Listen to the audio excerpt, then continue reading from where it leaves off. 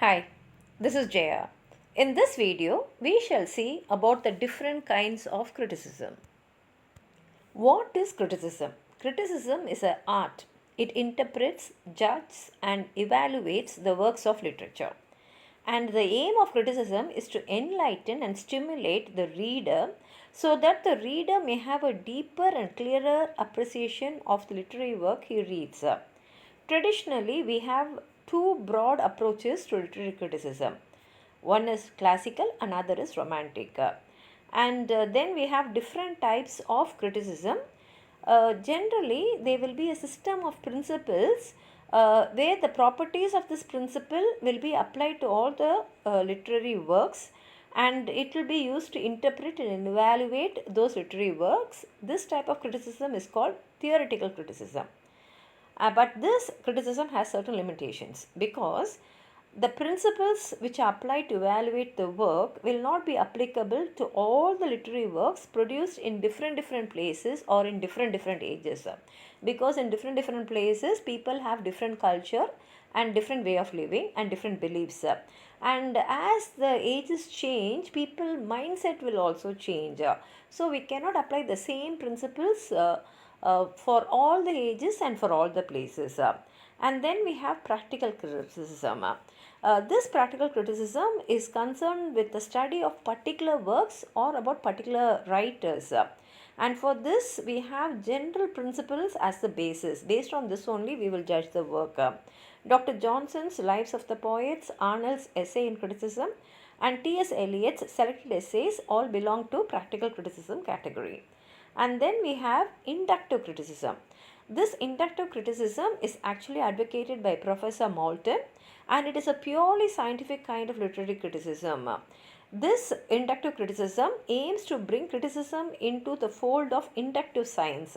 That is, it seeks the accuracy and impartiality which is in science. Like how we try to prove certain things in science, we have to have full accuracy. Same way here, the inductive critic, he will not praise or blame a work. He will only review and he will discover the laws and principles by which the work is molded.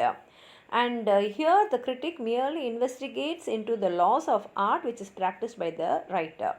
And this law must be sought within the work itself. Therefore, this will vary from work to work and from writer to writer. And therefore, we cannot apply the same laws for all kinds of work or for all different writers. And therefore, inductive criticism recognizes no fixed standards, and therefore no fixed literary value is given to this. Then we have judicial criticism. This is just a contrast to inductive criticism. It has a question of the order of merit among literary works.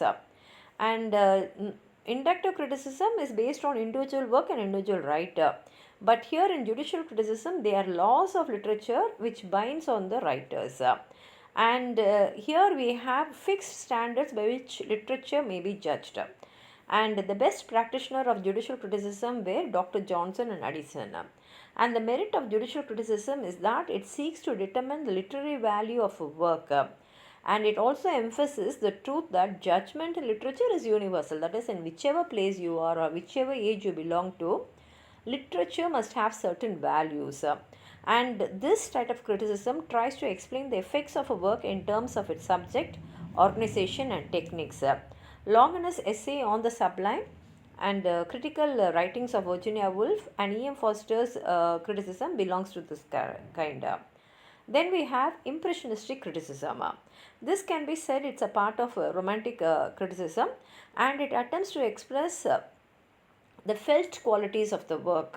That is, when a writer writes what he feels, that feeling should be passed on to the reader, and what is the impression the reader gets when he reads a work comes out in impressionistic criticism. Pragmatic criticism views the literary work as something constructed in order to achieve certain effects on the reader. The writer will have certain ideas in his mind, and he wants that effect to be reached to the reader. And the quality of the work depends on the extent to which this effect is achieved. So, pragmatic critics will see whether the aim of the writer is fulfilled and what feelings the reader will get. Is it the same feeling that the writer wanted the readers to feel? And finally, we have expressive criticism. Here, the critic judges the work by its sincerity or genuineness in expressing the writer's vision or state of mind, and to what extent the writer was successful in expressing his view. These are the different types of criticism. If you have any other criticism to be mentioned, please write it in the comment box. Like the video, share it with your friends, and if you have not subscribed my channel, please subscribe and support. Thank you.